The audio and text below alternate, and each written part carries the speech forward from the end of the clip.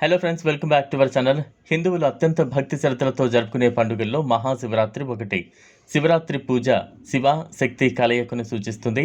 అందుకే దీనికి అంతటి ప్రత్యేకత. శివుని అభిషేక ప్రియుడు అంటారు.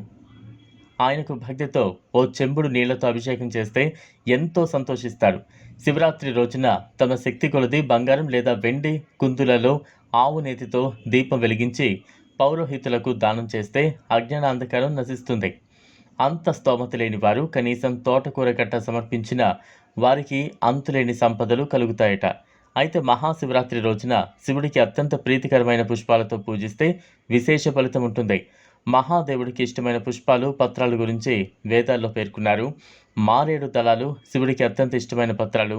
పవిత్రమైన ఈ పత్రాలతో పూజించడం వల్ల శివానుగ్రహం లభిస్తుంది. అంతేకాదు వీటిని త్రిమూర్తులకు చిహ్నంగా భావిస్తారు. నాగమల్లి పుష్పం శివునికి అత్యంత ఇష్టమైనది పుష్పం. దీనితో శివుణ్ణి పూజిస్తే అనుగ్రహిస్తారు. శంఖం పూలు కేవలం శివారాధన కోసమే వినియోగిస్తారు.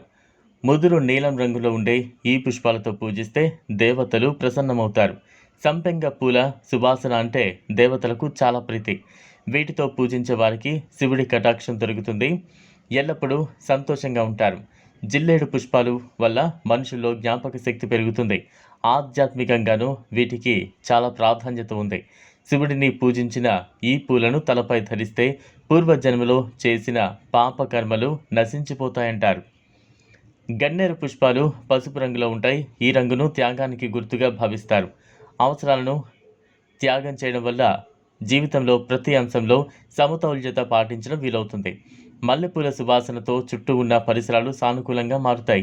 వీటితో శివుడికి అభిషేకం చేస్తే సంతోషం, మానసిక ప్రశాంతత అనుభూతి కలుగుతుంది. చేసిన తప్పులను క్షమించమని వేడుకుంటే శివుడు అనుగ్రహిస్తాడు. ఈ వీడియో మీకు నచ్చినట్లయితే లైక్ చేయండి, షేర్ చేయండి, ఛానల్ను సబ్స్క్రైబ్ చేసుకోండి. Thanks for watching.